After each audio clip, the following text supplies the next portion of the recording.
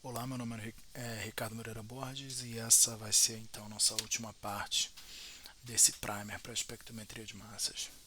Lembrando que esse não é um curso formal de espectrometria de massas, apenas um apanhado de informações que eu preciso que meus alunos entendam para dar encaminhamento aos projetos que temos. Ah, bom, pode ser útil a outras pessoas, por isso que eu estou disponibilizando aqui. Meu contato segue como esse e é sempre um prazer fazer esse tipo de coisa. Então,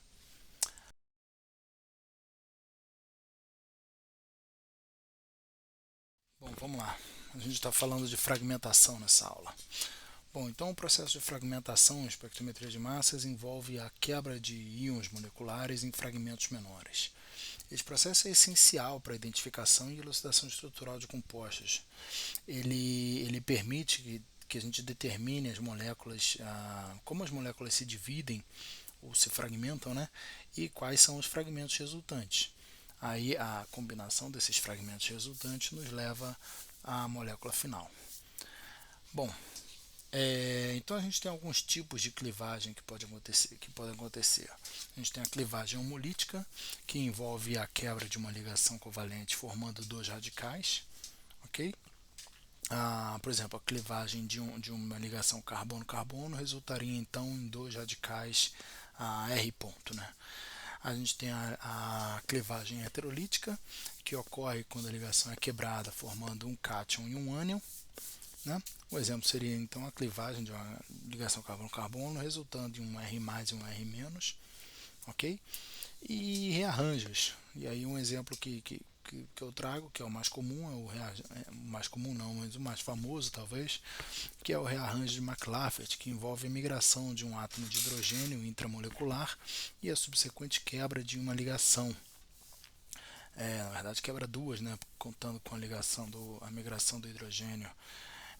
Isso é comum em substâncias carboniladas, e a gente vai ver alguns exemplos disso. Uma característica importante do McLafferty, que não pode deixar de ser dita, é que envolve um intermediário de seis membros. Por isso é um tipo de fragmentação que é bem favorecida, formando então um íon bem estável.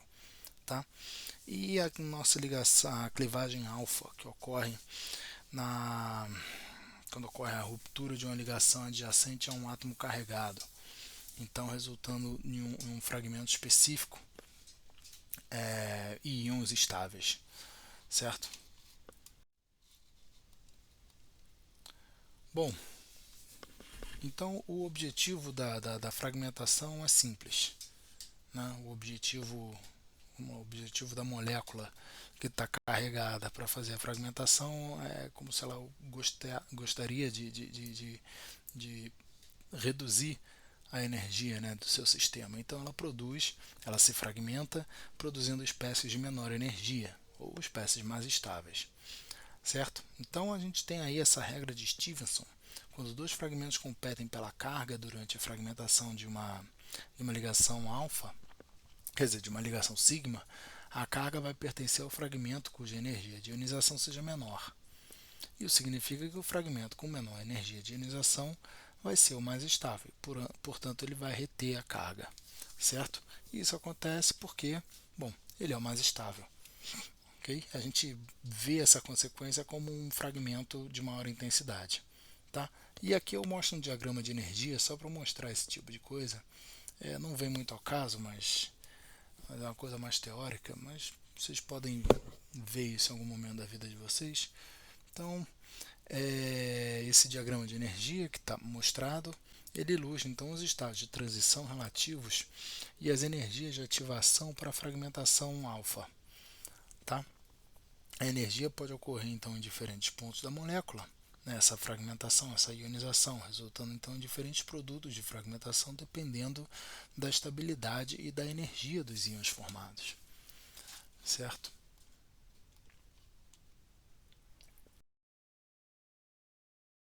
Bom, então a gente vai ver uma série de regras e depois alguns exemplos. E aí a gente vai trabalhar em ver essas regras nos exemplos de fragmentação que a gente vai ver.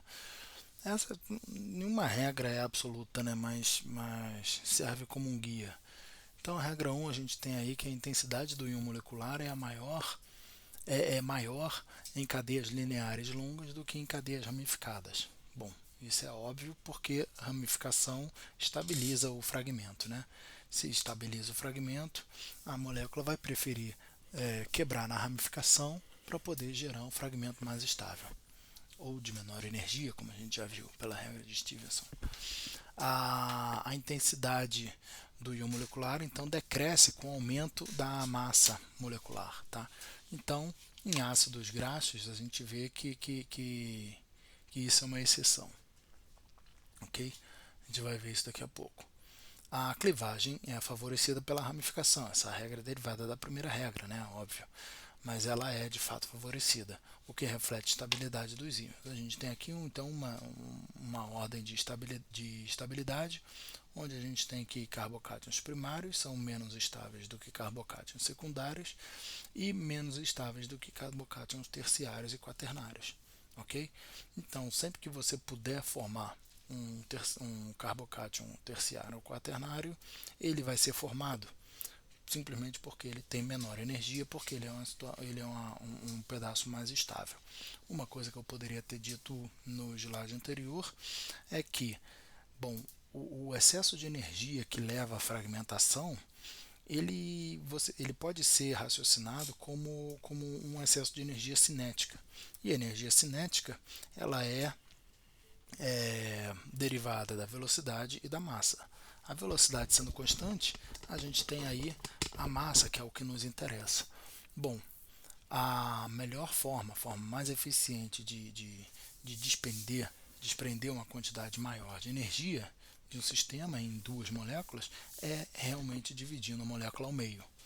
E aí a gente vai ver em vários espectros que não é desfavorável, não é surpresa que você veja um fragmento mais estável sendo mais ou menos, óbvio que vai depender da qualidade química do meio da molécula, mas sendo mais ou menos o pedaço mediano, certo? O que indica que a molécula quebrou ao meio. Tá? Isso acontece porque você libera maior quantidade de energia, ok? Bom, então a gente tem aqui a demonstração do efeito dessa cadeia linear e da ramificação no espectro. A gente vê um espectro aí, o íon molecular mais intenso na cadeia linear, menos intenso nessa no meio, né, ramificada do octano, do 2,4-dimetilhexano, e aí um espectro onde você quase não observa o íon molecular no 2,2,3,3 tetrametilbutano, tá? Bom, eu preciso falar também que esses são exemplos de espectros de ionização eletrônica, né? Bom, ionização eletrônica você pode modular a energia de ionização, você não precisa sempre usar 70 electronvolts. Você pode usar uma quantidade menor para tentar aumentar o seu sinal do íon molecular. Bom, eu posso dizer que isso vai ser inútil num caso onde mesmo a 70 se você vê um espectro a 70 electronvolts e não vê o sinal do íon molecular, como nesse terceiro caso, você provavelmente não vai vê-lo se você baixar a energia, tá? Isso acontece porque, de qualquer forma, aquela estrutura do íon molecular ionizado, né, ela é muito pouco estável e seu fragmento é bastante mais estável do que ele. Por isso a molécula vai preferir, de qualquer forma, né, antropomorfando a molécula, né, mas tudo bem, a gente vai fazer isso. Ela vai preferir se fragmentar para liberar a maior parte de energia possível. E aí a gente observa também que a clivagem é favorecida na molécula ramificada, né? E isso, obviamente, está refletido na estabilidade dos íons formados, certo? E aí a gente vê aquele efeito da ordem de estabilidade, onde você produz carbocátions terciários no terceiro caso, em vez de secundários no segundo caso, ok?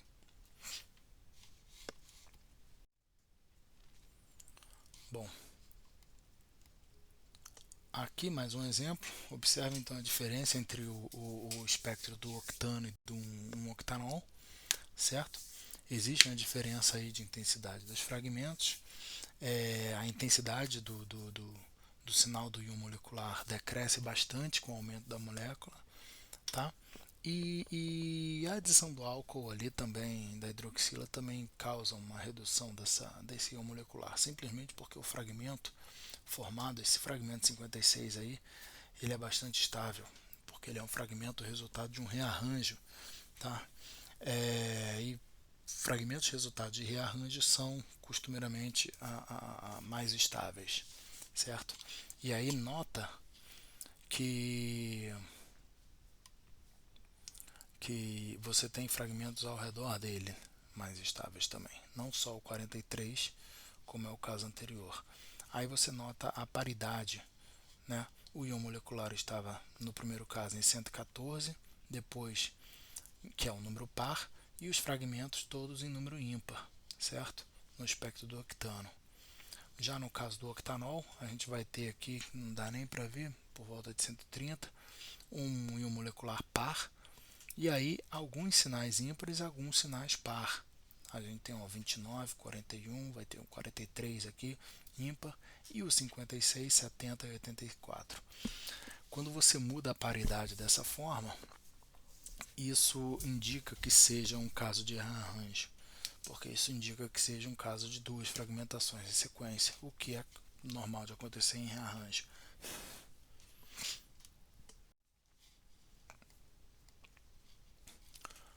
Bom, então aí um outro caso, onde a intensidade do íon molecular decresce com o aumento do tamanho da molécula e também com a ramificação, certo? A figura então compara os espectros do hexadecano e do 5-metilpentadecano, né? E ilustrando aí que a clivagem favorecida em pontos de ramificação afeta o padrão de fragmentação. Você não tem mais um padrão, que a gente vai explorar daqui a pouco esse padrão, mas observa que é tipo uma distribuição, né? Normal desse padrão de fragmentação, da intensidade dos fragmentos. E todos têm um intervalo fixo aí, que vai ser um intervalo de 14. Tá? Isso porque é uma cadeia de carbono linear. Enquanto que no segundo caso, a fragmentação, a ramificação invoca uma intensidade de sinais variáveis, certo?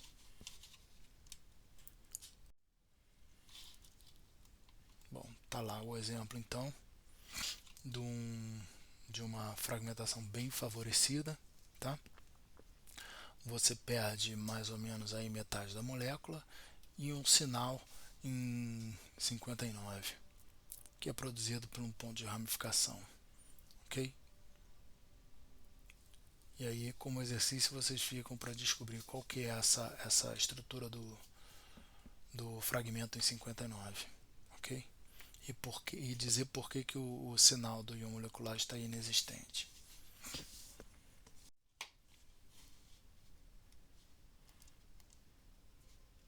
Aqui é um outro exemplo, onde a clivagem é favorecida por pontos de ramificação, formando aí o carbocátion quaternário, certo? Tá aí, ó. Alcanos saturados lineares, eles vão acabar tendo sempre esse tipo de distribuição das intensidades dos fragmentos.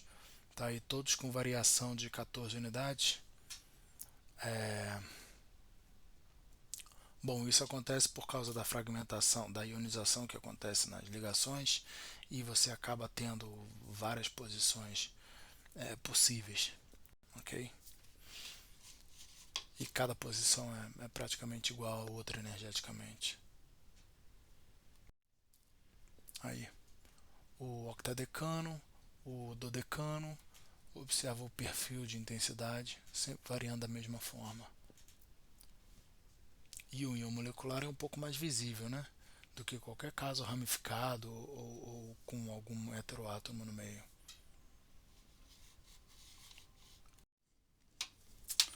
Bom, observe então aquela distribuição, tá? Que não é tão clara quando existem variações na estrutura linear.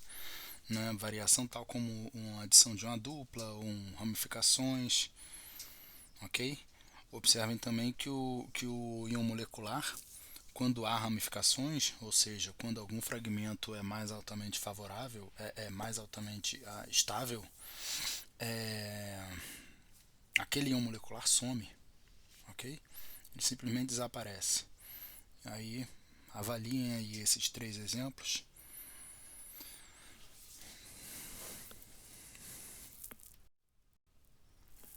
Bom, mais um exemplo aqui, uma série de exemplos. Agora vamos falar um pouco de estabilidade e tendência de fragmentação, né?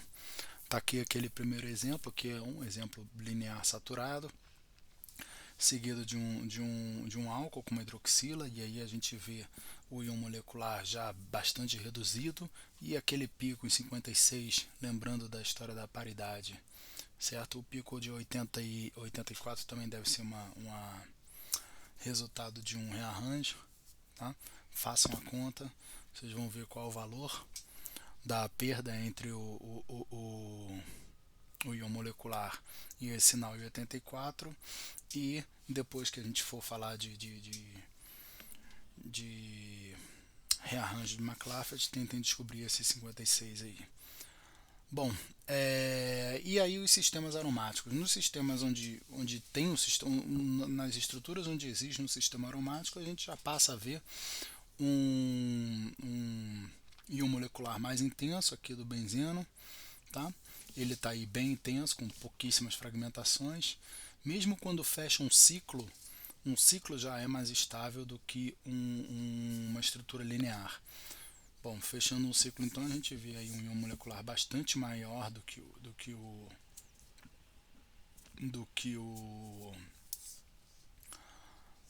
como é que se chama? Do que o equivalente, né, linear, não cíclico. Bom, e aqui temos então o exemplo de um flavonoide, onde o espectro mostra um pico de íon molecular mais intenso, em 303. Okay? Esse pico então reflete a estabilidade da estrutura do flavonoide, que possui várias hidroxilas e um sistema conjugado de anéis aromáticos. Isso contribui então para a resistência à fragmentação, certo? A gente tem uma fragmentação clássica que acontece aqui como retro-Diels-Alder, mas o pico do íon molecular do íon o pico da estrutura, né, ionizada nesse caso, não é um íon molecular, porque não é ionização eletrônica, mas essa estrutura intacta é mais estável do que os fragmentos, então a gente vê aí ela bem intensa.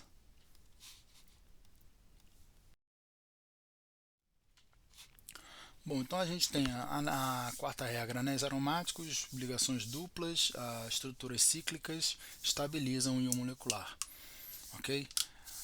O que isso quer dizer? Isso reflete o que a gente acabou de falar sobre estabilidade. Estruturas cíclicas já são mais estáveis do que estruturas acíclicas.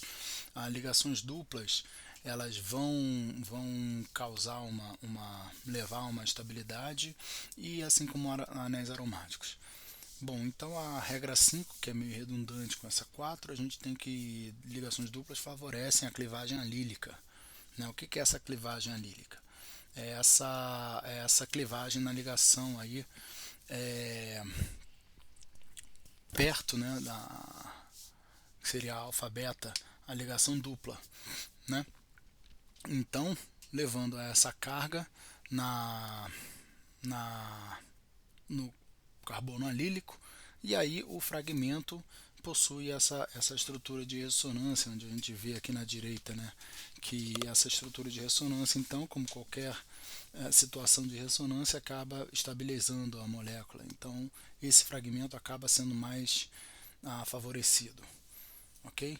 E assim como a clivagem alílica, a gente tem a fragmentação benzílica, né, que a gente pode representar aqui como sendo homolítica, que seria a quebra de uma ligação benzeno-CH2, formando íons estáveis. Essa fragmentação benzílica, então, é o que vai formar o íon tropílico, que é esse com massa a 91, que sempre que aparece uma estrutura como essa, o benzílico, com CH2, a gente vai ver essa formação desse íon tropílico em 91 e em seguida o 65. Às vezes a gente vê uma massa um pouco maior se tiver algum substituinte nesses anéis, ok? Bom, tá aí então a formação do íon tropílico, né, representado por uma clivagem homolítica. Olha lá. Esse seria então o espectro, vê o sinal em 91 bastante intenso, indicando que esse íon tropílico é bastante intenso. O sinal 65 aparece logo depois. Tá, ok. Aqui é um outro exemplo onde a gente vê o íon tropílico, mas esse íon tropílico está somado a uma massa de 14, que seria a substituição de um próton, adicionando uma metila, que tem a massa 15. Então você tira um e adiciona 15, que adiciona a massa de 14, né? Então sempre que você vê um CH3 a mais, um CH2 a mais, um carbono a mais, você acaba vendo uma massa de 14. Essa variação a gente vê bastante em estruturas em alcanos lineares, e aí então a gente pode continuar chamando esse íon tropílico de íon tropílico. Se bobear, você pode chamar, se bobear não, mas é possível chamá-lo de íon tropílico modificado com a adição de um grupo metila, ok? Gerando esse sinal em 105. Bom, tá aí novamente, estruturas aromáticas contêm moleculares mais estáveis. O naftaleno, então, como sendo dois aromáticos, quer dizer, um sistema aromático, né, com dois anéis, ele possui então uma fragmentação bastante reduzida, apenas o íon molecular sendo bem visível.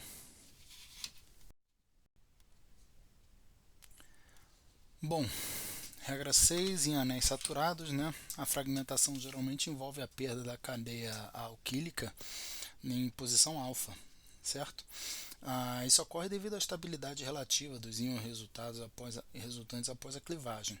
O mecanismo então favorece a formação de íons carbocátions estáveis, como a gente já viu, o que reflete então a tendência do sistema a alcançar estados de menor energia. O anel fechado ele é mais estável, mesmo como cátion, porque a distribuição eletrônica se torna mais eficiente. Bom, já em anéis saturados a gente vê esse tipo de fragmentação que é bem comum, retrodiesalder, que a gente às vezes dá o nome de RDA, tá? Que é um mecanismo bastante comum, um processo que envolve a quebra do anel para formar fragmentos mais estáveis, como o dieno e o alceno. Tá? A reação heterodiesalder, então, ela é favorecida pela estabilidade dos produtos finais, que frequentemente são mais estáveis do que os íons moleculares iniciais. Ok? Então, assim ocorre, essa reação pode ser imaginada como sendo heterolítica também, mas aqui eu mostro o mecanismo homolítico, certo? Então, sempre que você vê um anel fechado com uma insaturação dessa, a gente vê essa quebra gerando o dieno e o alceno. Okay? E isso é uma situação bem simples, né? Bem simplificada, onde você não tem outros radicais em volta, mas obviamente você pode ter outros radicais. Inclusive a gente vai ver exemplos disso.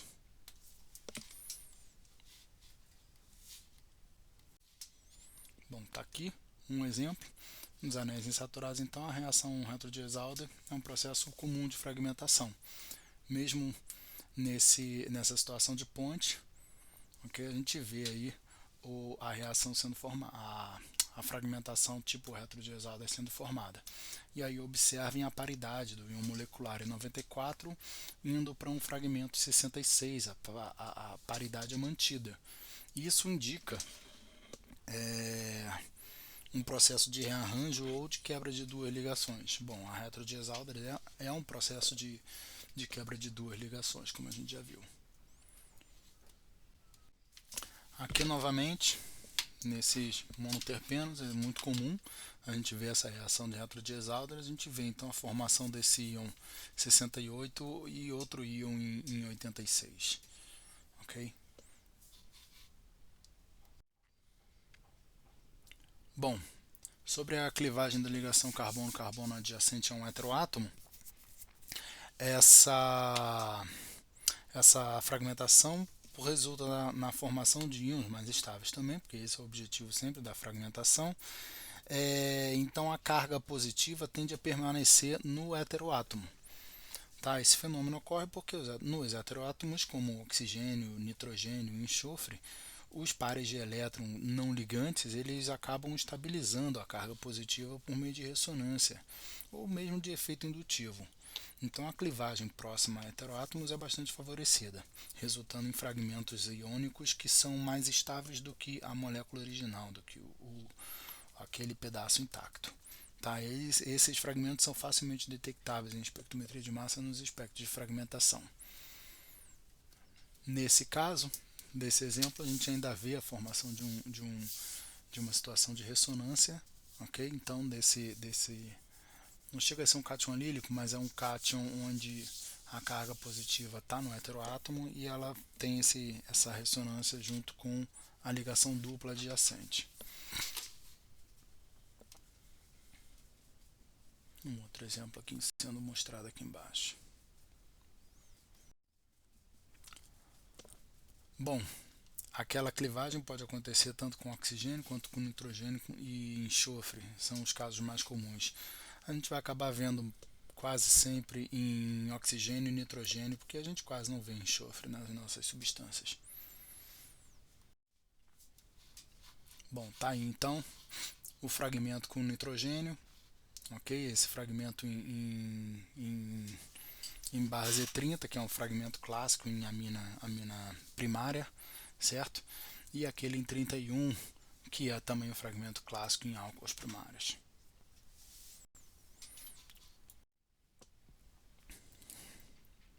Bom, tá aí a reação sendo demonstrada em dois caminhos possíveis em um grupo cetona, tá? Demonstrado aqui como uma clivagem homolítica.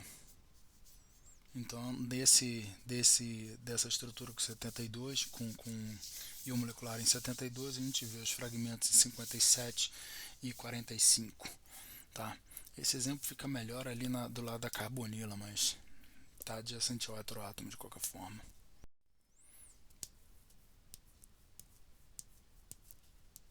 Aqui um espectro para vocês pensarem. Tenta imaginar aí os fragmentos dessa substância, dessa estrutura, tá? Que é uma glicose pentacetato. Uma glicose peracetilada, né? Tenta justificar o porquê desse íon em 73 ser tão intenso assim.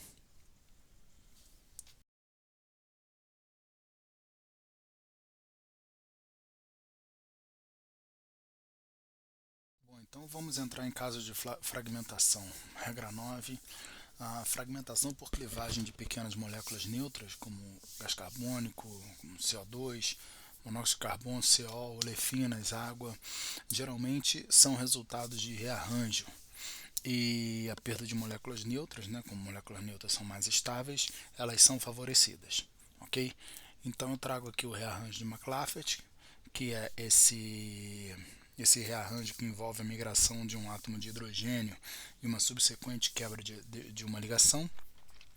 Bom, então quebra duas ligações, né? Uma a de migração do hidrogênio e a outra quebra da ligação de fato, resultando então na formação de um íon estabilizado por ressonância. Certo? Esse rearranjo é comum em compostos que contêm grupo carboxílico e é uma ferramenta poderosa para análise de estruturas em espectrometria de massas. É um tipo de fragmentação bastante comum, bastante favorecido e ele é caracterizado como rearranjo de McLafferty porque o intermediário é um intermediário tipo anel de 6 membros, o que é favorecido, o que é mais estável, ok? Possui uma energia menor. Bom, essa migração do hidrogênio gama, certo? Que media esse intermediário de 6 membros. Aqui está mostrado em mais detalhes aqui nessa animação. Bom, então nesses rearranjos o estado de transição exige uma dose alta de organização. A preferência então é por estados de transição que envolvem 6 membros. Ok? Então, quando há o oxigênio presente, esse estado de transição com 6 membros ele é ainda mais favorecido. Ok? Isso vai depender um pouco do heteroátomo, mas com oxigênio e com nitrogênio isso é bastante visível.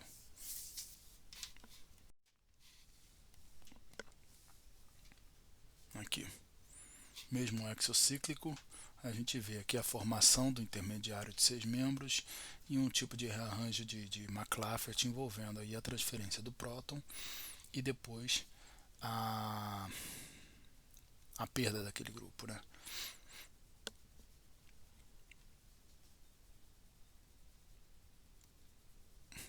Nesse caso, uma perda de água, mais provavelmente.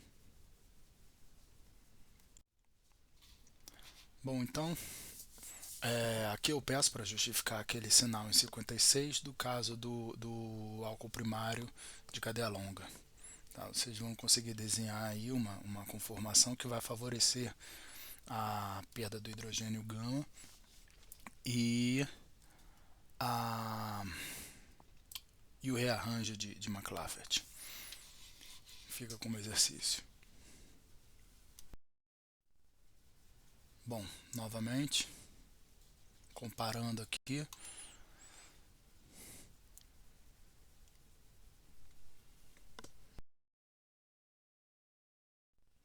e não existe apenas o rearranjo de McLafferty, né? Bom, o próprio a retrodiazalder é um tipo de rearranjo que acontece porque ocorre a clivagem de duas ligações. Bom, então a descrição de rearranjo é essa, né? A reorganização intermolecular envolvendo então a migração de um hidrogênio para quebra de ligação, tá? Isso a gente vai ver em várias situações, esse tipo de migração. A mais comum em retrodiazalder é em McLafferty, que é o hidrogênio gama, mas a gente pode ver outros hidrogênios sendo transferidos. A própria perda de monossacarídeos a gente vai ver que acontece via uma migração de hidrogênio para favorecer uma perda neutra que envolve a liberação de uma molécula de água também.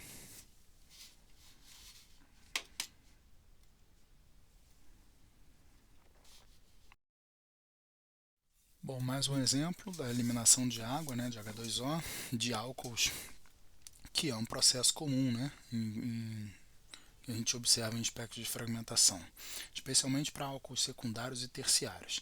Esse mecanismo então vai envolver uma transferência do hidrogênio gama ao grupo hidroxila, resultando então na formação de um íon axônio, que rapidamente se perde como na forma de uma molécula de água, né? Esse rearranjo frequentemente leva à formação de um íon mais estável, facilitando então a reorganização eletrônica e a estabilidade dos íons resultantes. Muitas vezes essa perda é tão favorecida que ela acontece mesmo na fonte. Mesmo sem a gente desejar que ela aconteça na fonte, ela acaba acontecendo na fonte. Então é comum a gente ver a substância que a gente quer e também a substância que a gente quer com a perda de água. Tá? E aí, como exercício, justifique aí os fragmentos originários do rearranjo na substância cuja estrutura está representada aí. Ok? Um éster. Justifique esses rearranjos, por favor, como exercício.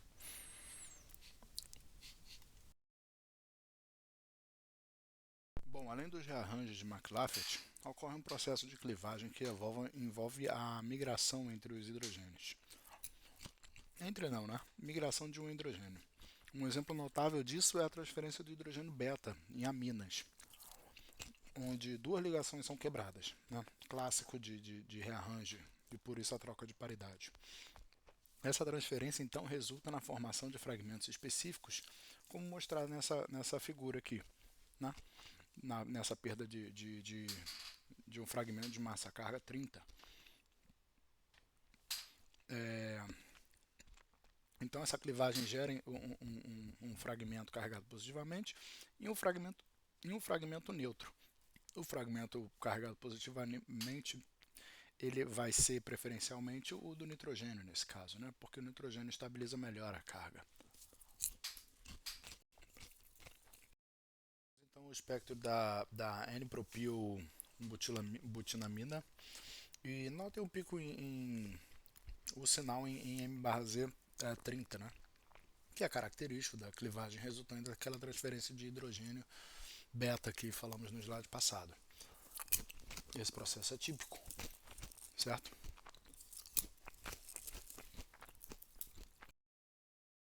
Aqui observamos então mais duas variações, né, da transferência de hidrogênio gama, que ocorre através desses rearranjos, e que é mais dois exemplos de McLafferty, né?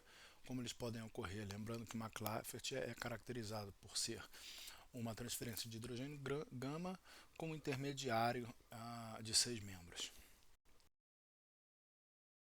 Dois exemplos de um rearranjo tipo McLafferty para perda daquele fragmento neutro, né, criando uma substância mais estável, criando um íon mais estável em estruturas mais complexas. Eu gostaria que vocês parassem aqui e observassem um pouco como a organização dessa estrutura foi desenhada para poder, de ambas as estruturas, né, foram desenhadas para formular esse rearranjo de McLafferty, visualizando o intermediário da fragmentação, que seria o anel de 6 membros. Bom, então em alcenos a gente vê essa característica de aqui a presença das ligações duplas, né, que posicionam o ponto de ionização, nos leva então à regra 4 e a 5. A regra 4 sendo aquela que diz que ligações duplas estabilizam o íon molecular, então a gente vai ver o íon molecular lá presente. E a regra 5 que diz que ligações duplas favorecem a clivagem alílica. Isso porque o fragmento, que também vai ter uma ligação dupla, ele acaba sendo estabilizado pela deslocalização da eletrônica, né, estabilizando aquela carga positiva. Então, sempre que tiver um seno simples, a gente vai ver isso, esse tipo de clivagem, né, em algum fragmento. E esse fragmento provavelmente vai ter uma intensidade relativamente alta. E aí, para exemplificar isso, a gente tem aqui o espectro de fragmentação do beta-mexeno, que é esse monoterpeno com, com ligações duplas, né? E a gente vai ver que essa clivagem alílica ela é favorecida, formando aí esses três sinais de maior intensidade. Já no caso de substâncias que contêm um sinal aromático, a regra 7 é a chamada baila, né? Com a clivagem em beta ao anel, formando assim o íon tropílico. O que é evidenciado nesse caso aí com o sinal em 91.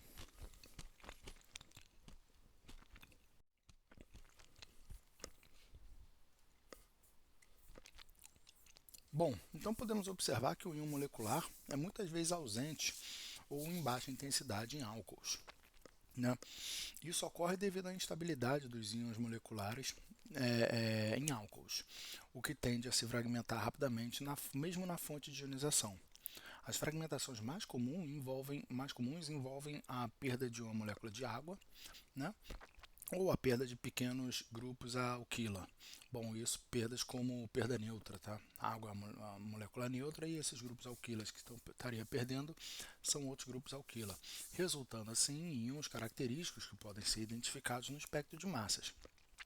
A perda de água, então, é particularmente comum e resulta na diminuição significativa do íon molecular. Isso porque a perda da molécula de água ela é favorecida, né, porque a água seria uma substância, uma estrutura estável, então a fragmentação é favorecida e assim muitas vezes acontece na própria fonte, onde o que é indesejável, né, a gente já viu isso, e esse fragmento de perda de água muitas vezes é inclusive de alta intensidade.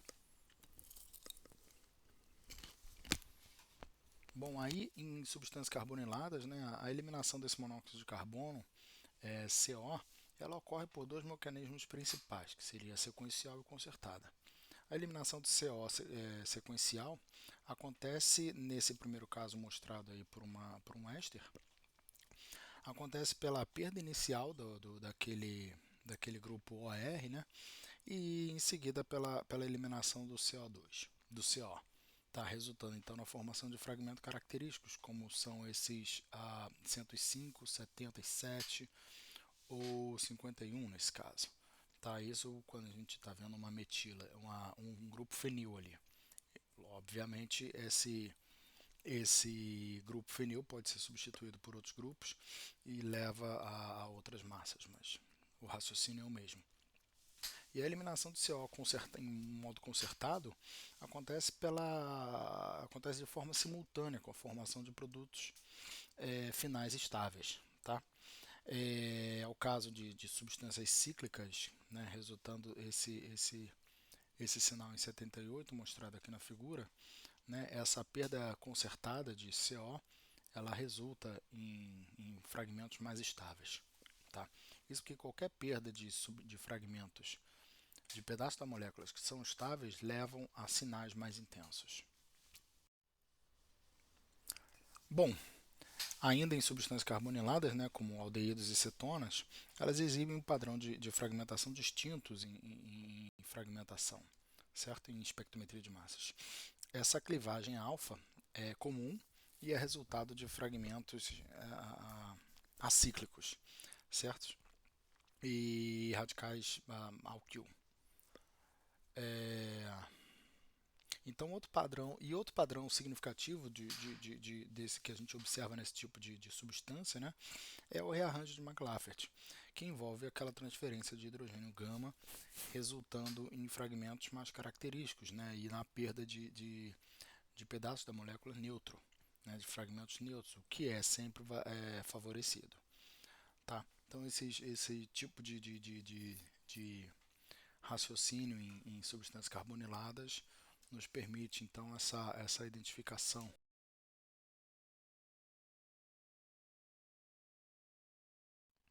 Bom, vou deixar aqui como exercício: justifique o sinal do espectro de fragmentação da 2-etilfenol. Tá?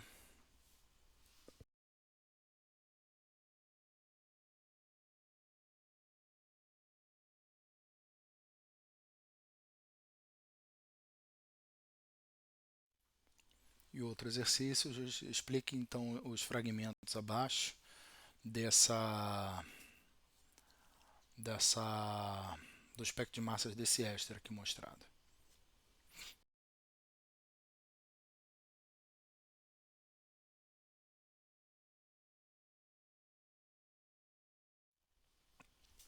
Bom, e aí vamos para hidroxilados.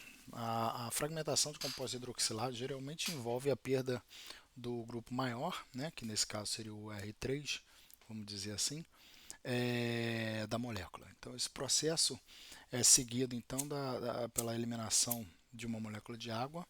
Tá? Muitas vezes, quando trata-se de álcools primários, essa molécula de água é como se fosse o fragmento mais intenso. Tá? Porque é uma substância, é uma fragmentação bastante comum e favorável. Tá? Ah, e a perda de água e a sequente formação dessa ligação dupla que a gente vê nesse primeiro caso é também muito observado, né? Formando então sinais bastante estáveis, sinais bastante intensos.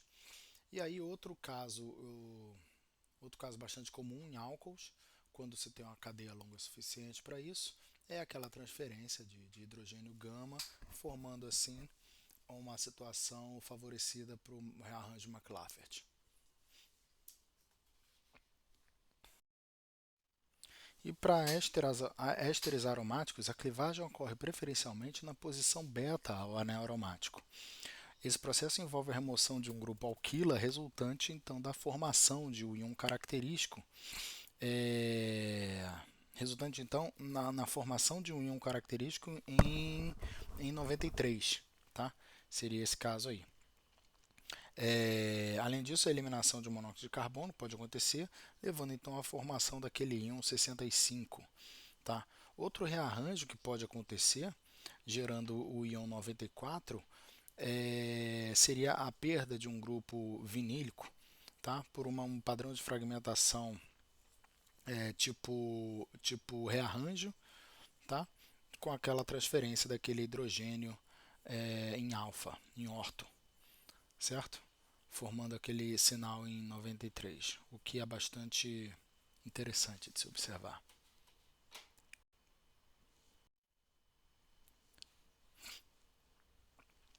E aí, continuando em éteres alifáticos, a gente observa então essa ligação essa clivagem da ligação vizinha ao heteroátomo, então sendo mais favorecida a perda do fragmento do maior fragmento, tá? Já que a perda do maior fragmento sempre é mais favorecida devido à redução da energia cinética. Então, no espectro de massas, o fragmento em 59 é observado que é resultante então dessa fragmentação. É interessante observar que essa fragmentação leva à formação de um íon alílico que é estabilizado por ressonância, certo?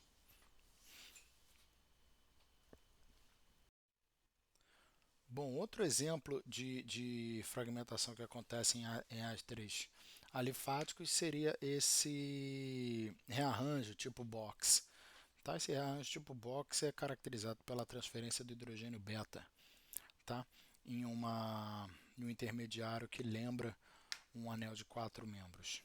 Certo? Que a gente vê a formação desse sinal em 45 a partir do sinal em 73. Certo?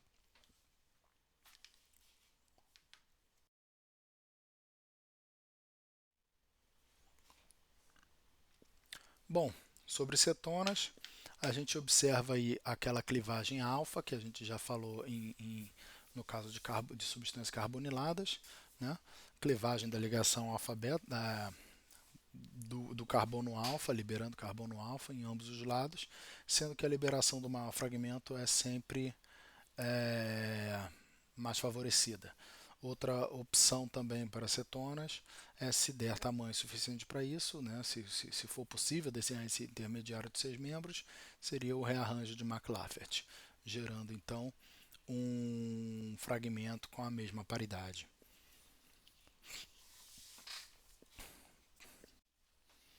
Bom, em cetonas cíclicas, a gente vê a formação desses íons distônicos, tá? Que são íons aí que a gente pode espelhar eles, porque ele leva a. São dois íons homólogos, né? Mas vale entender que o fragmento acontece após a clivagem de uma ligação já, porque é um cíclico. E aí, em cetonas aromáticas exocíclicas, né, nesse caso, a gente observa então aquela perda, aquela clivagem alfa, levando a um sinal de alta intensidade, aí mantendo o aromático, porque o aromático ele vai estabilizar o fragmento, certo? E aí depois a gente tem a perda do monóxido de carbono e liberando então o aromático sozinho. Vamos lembrar que se tiver algum substituinte no aromático, os valores 7751 eles podem variar. Bom, então vamos começar a trazer alguns exemplos aqui da vida real. Esteroides, aqui do 11-deoxicorticosterona e a 17-hidroxiprogesterona. A gente observa aí essa fragmentação quase que no meio da molécula, né? Levando aí uma perda de energia cinética bastante alta, certo?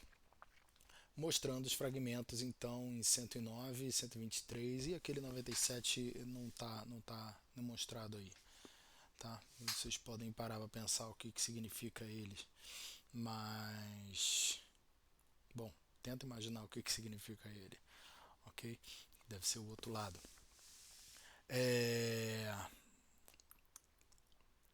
E observe então que a estrutura é um pouco diferente, mas os fragmentos são iguais, né? Então isso nos faz pensar como que a gente pode determinar a estrutura pelo espectro de massas, né? Nesse caso aí tem esse sinal em 43 aí que é diferente, mas eu não daria muita atenção a essa diferença não, como sendo diagnóstico, tá? Porque é um sinal muito baixo, não dá para confiar nele, até porque grande parte dos experimentos que a gente faz, a gente limita um valor mínimo de, sei lá, 50, às vezes até 100, tá, de massa para fragmentação. Bom, outro exemplo de esteroides aí em limonoides, a gente observa aí esses casos de retrodiesalder e aí uma isomerização subsequente produzindo aquela perda daquele fragmento superior ali, certo? E em triterpenos, nesse caso pentacíclicos, aquela ligação dupla no anel 3, né, naquele terceiro anel, não é anel 3, é anel C, mas naquele terceiro anel leva então a esses fragmentos 203 e 191, né, lembrando que se tiver substituintes diferentes, esses fragmentos vão ter outras massas, óbvio, mas dá para ficar imaginando o que pode ser a partir desse. Quase todo triterpeno que tem essa dupla, ele vai essa como é o nome? Essa fragmentação retrodiesel vai acontecer nessa posição. Bom, aqui a gente vê então esse outro esteroide, 271, né, em modo negativo, produzindo esses fragmentos em 175 e 183. Lembrando que o mantimento desse anel aromático nos fragmentos faz esses fragmentos ganharem intensidade, tá? Porque eles acabam sendo mais estáveis, onde a carga negativa vai estar ali naquele fenol.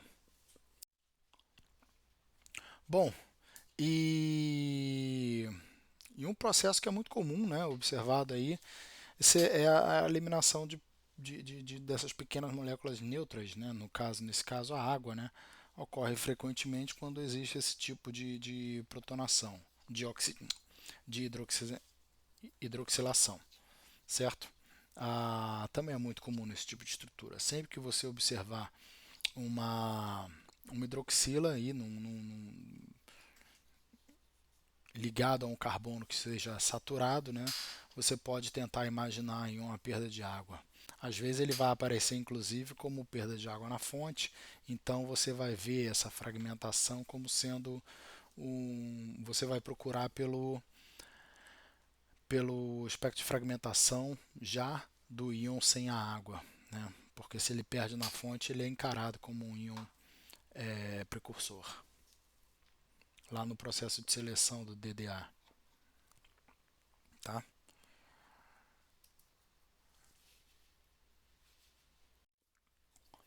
Bom, ainda em terpenos, a gente tem aqui o exemplo do delta 9 THC, com o espectro de massas e a fragmentação proposta para ele.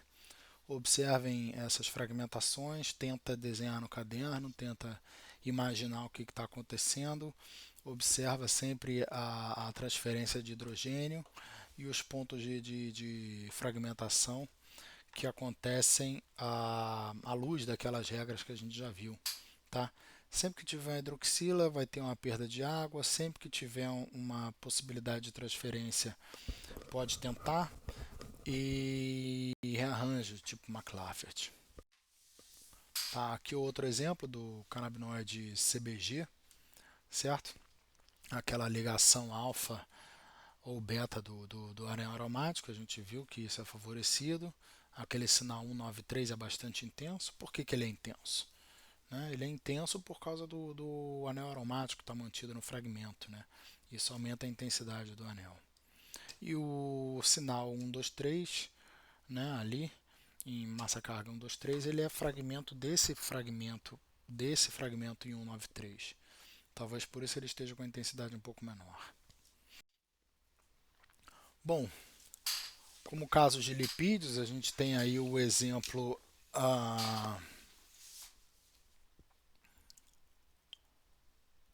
como caso de lipídios, a gente tem um exemplo de galactosil diacilglicerol, certo? E a gente observa então essa perda, essa fragmentação alfa ao grupo éster, que é bastante comum, a gente já viu isso acontecer, e a ligação adjacente a perda dos açúcares, né?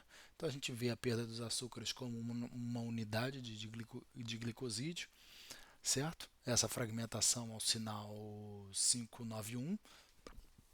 E aí em seguida a diferença as perdas neutras das cadeias alquílicas, né?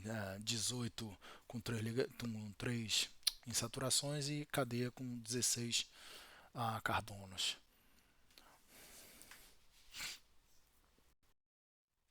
Aqui outro exemplo mostrando ligações, clivagens bastante similares, né? Observe então a perda neutra, tá? Do grupo 152 e a perda neutra do 255 para ambos os casos. Ambos os casos porque são duas cadeias de 16 carbonos. Por isso que esse sinal em 255 ele é até tão intenso. Bom, para alcaloides então, a gente tem aqui o exemplo de alcaloides aporfínicos, um exemplo de rota de fragmentação de alcaloides aporfínicos. Observa aí esses radicais alquil R1, R2, R3, R4 e R5, isso pode variar, certo? E aí vai fazer as massas das fragmentações variarem, tá? A fragmentação da isocoridina, então a gente observa aquele sinal com a perda de um metanol, a gente observa aquele sinal em 273. E aqui na esquerda, o espectro usado como exemplo, esqueci o nome dessa substância, mas a fragmentação é observada com aquela mesma fragmentação da isocoridina é observada, mas com uma diferença de 14 unidades, né? A gente observa aí o sinal 297 em vez do 279. Isso tem a ver com aquela hidroxila no anel aromático que na isocoridina é uma metoxila, certo? Essa é a diferença de 14 unidades.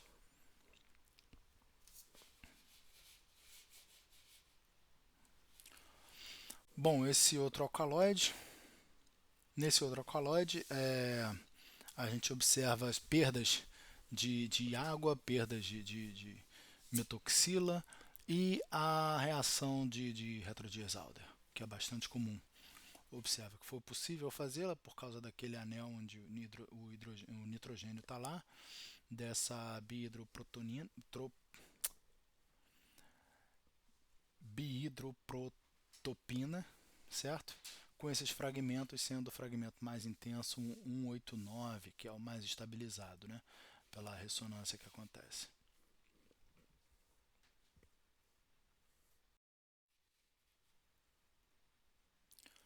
Bom, agora da escopolamina, considerando a escopolamina, a gente tem aí essa fragmentação, essa perda, novamente usando aquela regra de grupos éster, né? Essa perda e liberação do grupo tropânico em 156 e 138, tá? Essa perda é mediada por uma transferência de hidrogênio e uma perda de água também acontece, né? Liberando aquele oxigênio não do neutropânico, mas do substituinte, né? Formando aquela dupla terminal ali. Então a gente observa aí esses picos em 156, 138 e o 286 é pouco intenso nesse caso desse exemplo, porque o exemplo não é o mesmo do, da proposta de fragmentação, mas a gente observa bem os característicos 136 e 156, 138 e 156. Bom, então as fragmentações que estão apresentadas aqui nesse slide, eles são só mais demonstrações de rearranjo de Heterodyes-Alder. Né, a formação de fragmentos característicos a partir de moléculas um pouco mais complexas do que o que a gente tinha visto antes. Na cafeína, o rearranjo resulta em um fragmento cíclico menor, apenas, também é bem intenso, né, esse fragmento que vai ser, e com uma formação de uma ligação CO que não existia ali, né? E no caso da xantona poliprenilada, a gente ocorre o mesmo tipo de reação de Heterodyes-Alder, gerando então fragmentos que mostram a perda dessa cadeia lateral, né? Resultando em um sistema aromático com esse sinal aí em 341.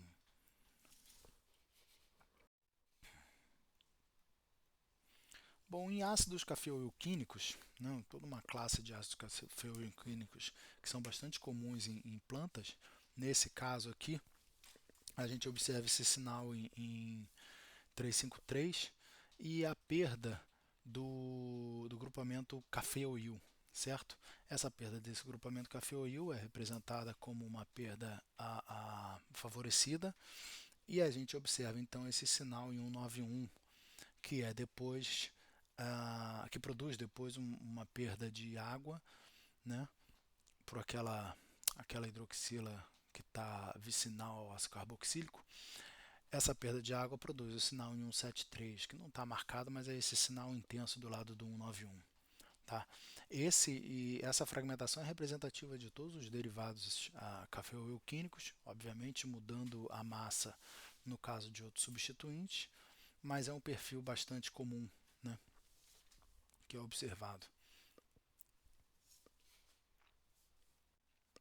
Bom, no caso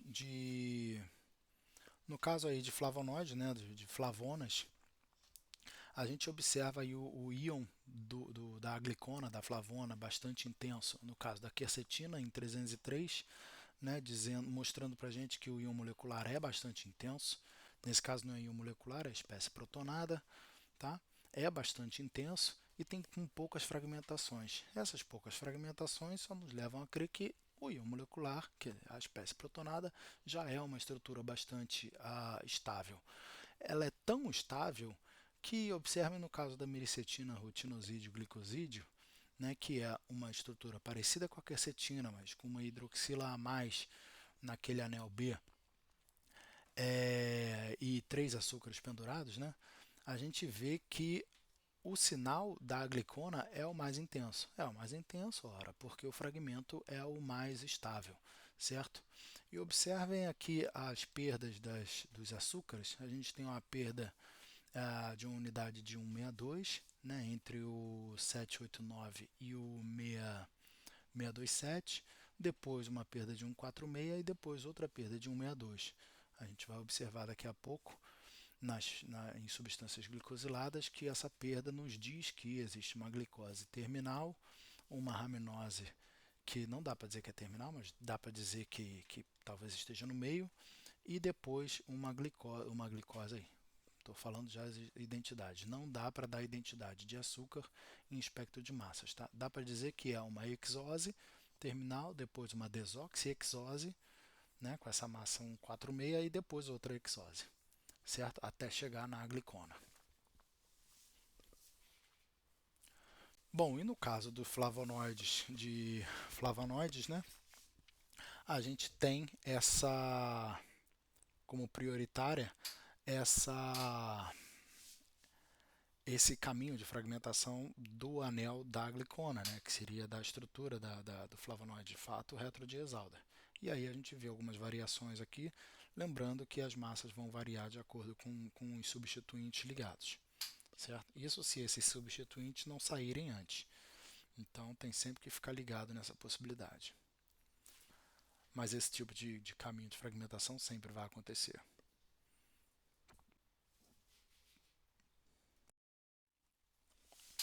Bom, aí a gente vê o mesmo caminho de fragmentação de retrodiesalder acontecendo até num dímero. Bom, vamos entrar aqui então em substâncias oglicosiladas, porque são glicosídeos ligados por ligações glicosídicas tradicionais, né, via um átomo de carbono. Bom, essa ligação então, a clivagem de substâncias glicosiladas desse tipo, oglicosiladas, elas vão ser bastante características, porque a gente vai sempre encontrar esses fragmentos de perda neutra de cada um dos açúcares.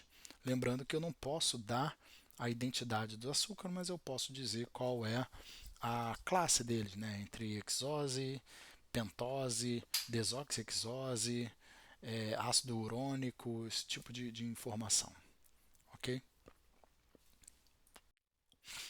Aqui a gente tem mais um exemplo dessa saponina, né? A gente tem a perda de uma unidade de 146, depois outra unidade de 146, depois outra unidade de 162. Isso me indica que existe uma raminose, depois outra raminose, não, desculpa.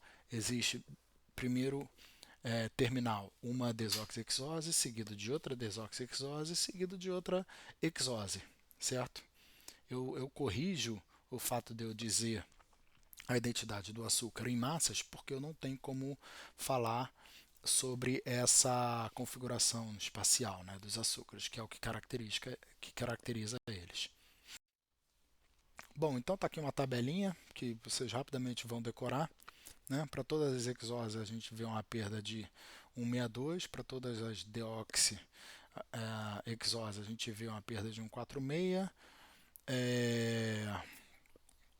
aqui ó, 203 para N-acetilgalactosamina, né? Então seriam, bom, não sei como dizer exosamina, né? Mas bom, é esse tipo de estrutura.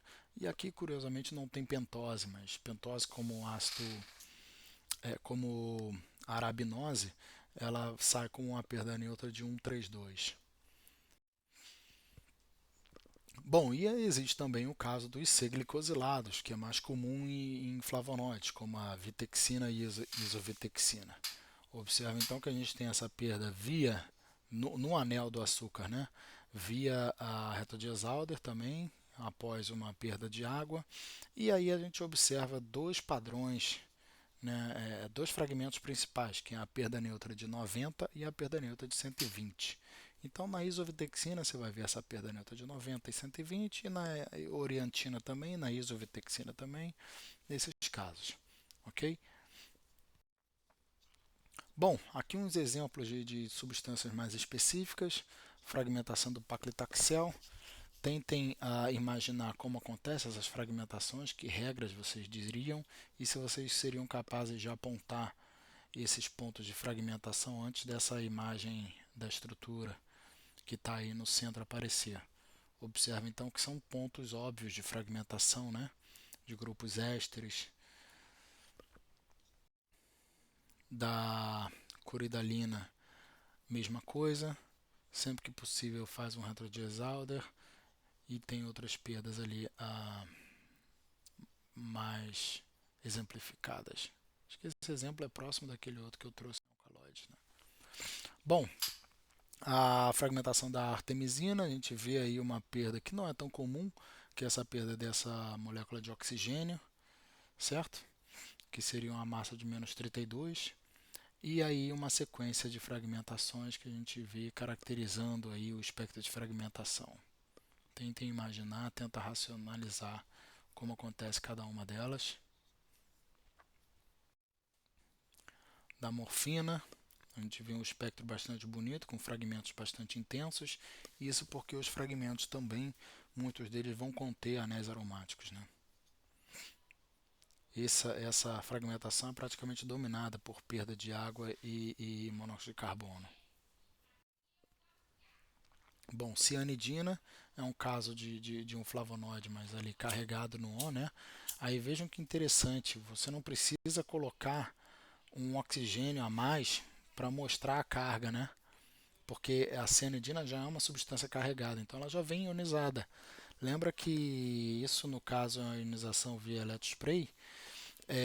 Na ionização via eletrospray, a transferência de carga, a ionização acontece em meio líquido, certo? Então ela já aconteceu, já está lá.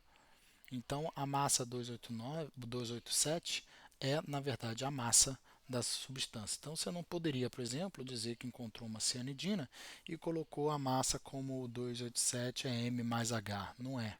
É M só. M entre colchetes mais. Ok? E aí, de novo, a nossa perda sendo, a nossa fragmentação sendo dominada por perda de moléculas de água e monóxido de carbono. Né? Observa que não acontece aquela retrodiesalder que a gente está acostumado a ver em flavonoides.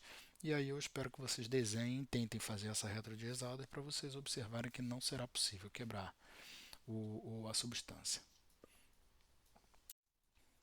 Bom, no caso da ivermectina, a gente tem aí novamente fragmentos óbvios sendo liberados, certo? Até a estrutura da glicona em 609. Eu mostro aqui.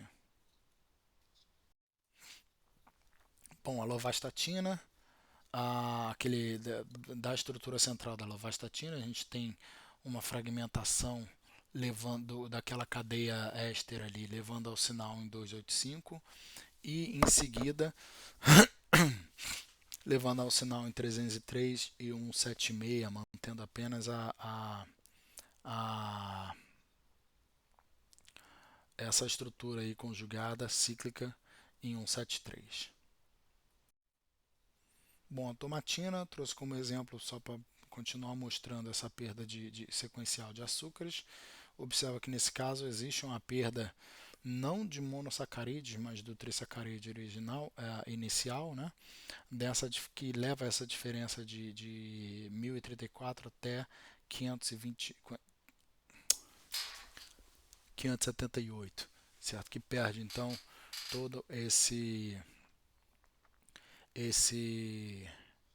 trisacarídeo aí. Novamente a perda sequencial de açúcares, nesse caso da digoxina,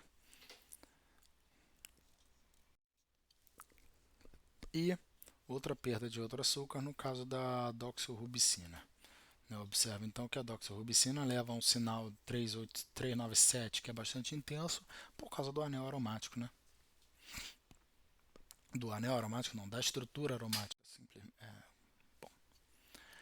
E aí eu trago aqui alguns exemplos de aminoácidos, né, as fragmentações de aminoácidos, que são bastante dominadas por perdas simples de grupos que caracterizam o aminoácido. Né? Perda do grupo amino, perda de água, perda de monóxido de carbono, e isso vai acontecer para todos eles.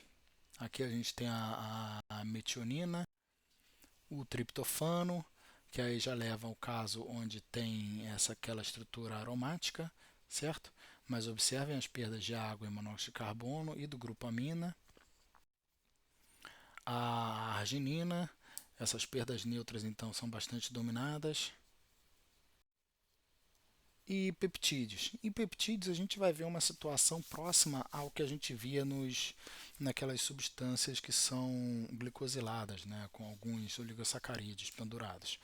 A gente vê a perda neutra de cada um dos aminoácidos, né, que acontece por um processo de transferência de hidrogênio, mas fato é que perde-se massas fixas referentes a cada um dos aminoácidos. A gente não vai entrar em detalhe nisso porque não vem ao caso, mas a gente observa cada aminoácido vai ter uma massa de referência de perda e a gente pode passar a anotar a estrutura com essas perdas sequenciais.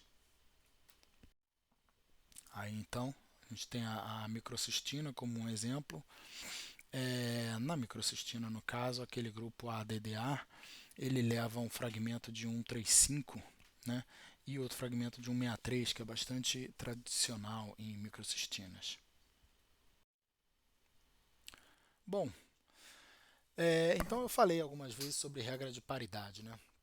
Então vamos dizer isso de forma mais clara em ionização eletrônica, se a substância não tem hidrogênio ou tem um número par de hidrogênios, né? Vamos considerar então como número par o zero, coisa que é meio absurdo, mas vamos dizer assim, em sua composição elementar, o seu íon molecular terá paridade de massa par, ok?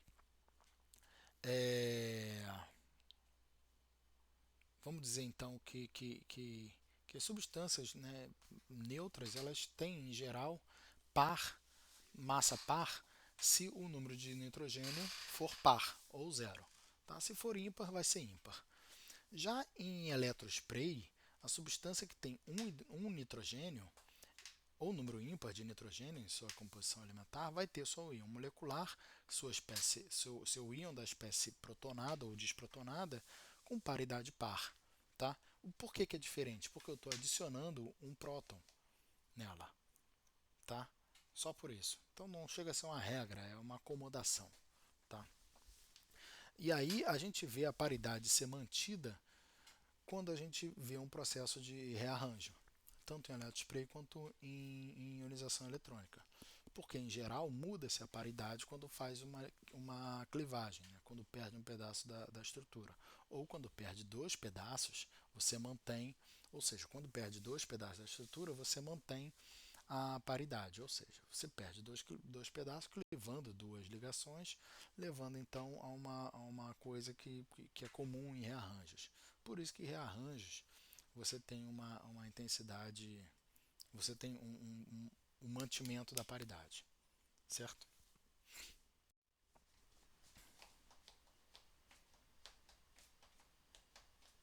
aqui um exemplo, uma fragmentação simples, homolítica, né, com a perda do fragmento alfa, levando a uma massa de 43, enquanto que um rearranjo de McLafferty a gente vê aí uma paridade par de 58.